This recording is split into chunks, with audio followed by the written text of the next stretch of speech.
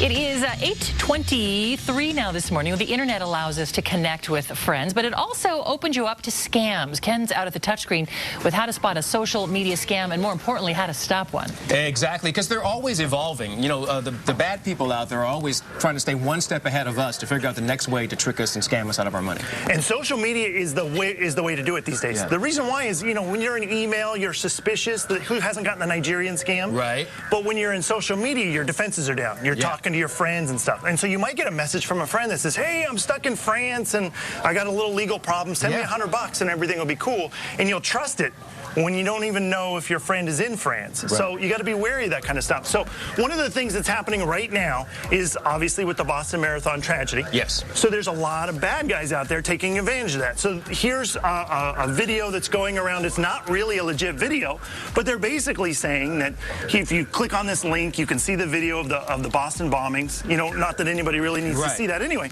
But when you click on it, what it does is it installs malware on your system, which is viruses and spyware and stuff. Takes over your system. And it can even steal your identity and look at all the stuff you've got on your stuff, and even lock you out of your computer until you pay them. So if you see somebody online sending you something like this, always hover over the link first to see where it's going to send you. If you look down at the bottom of your browser, you'll usually see where it's going, and then don't click it in general. And they also had a lot of bogus fundraisers online trying to raise money for the victims, and they were not they were not authentic at all. Or you'll get you know, hey, this kid's got cancer, and you'll see this horrible picture, and you're like, is that legit?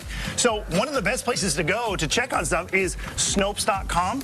So anytime you get something from a friend that says, hey, please share this, you know, Bill Gates is going to give $100 to anybody who posts this thing online. Well, go here and look it up.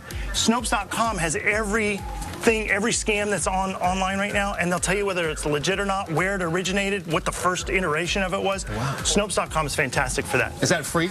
It's absolutely free. Okay. Yeah, it's just a research tool. So who hasn't seen the oh, get a free iPad, and you're like looking at your friends going, really, Jamie? Come on.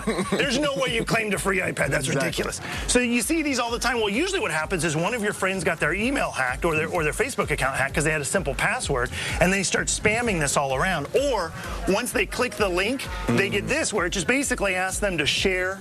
And nobody pays attention to the permissions you're giving an app that you're installing on Facebook. And so now it has access to all your friends, all your contacts, all of everything, and it just starts spamming everybody just constantly.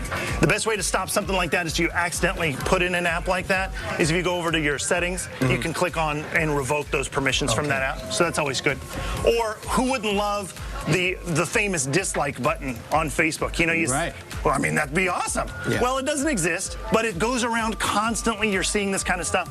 So you'll see an ad or something that looks legitimate. You'll click on it, and the next thing you know, your computer's been taken over. You've got viruses and spyware, and you're hiring a company like me to fix it. Yep, but that's why we have you on hand, because we're trying to stay one step ahead of the bad folks out there trying to take advantage of us when our defenses are down. Yeah, online. The best takeaway, though, from all of this is Snopes.com. Just put it in your browser. You see something on Facebook you're just not trusting, go there, look it up real quick, say, boy with cancer, blah, blah, blah. Put the guy's name, the little boy's name in there. All of a sudden, you'll say, wait a second, this is not legitimate. And that's pretty cool. Good deal. Thanks. Always good to hear you. Thanks, Ryan. Always good to see you. And great advice from Nerds on Call. Of course, stuff will be on the website under today's show info for today's date. Marianne. All right, Ken and Ryan, thanks so much.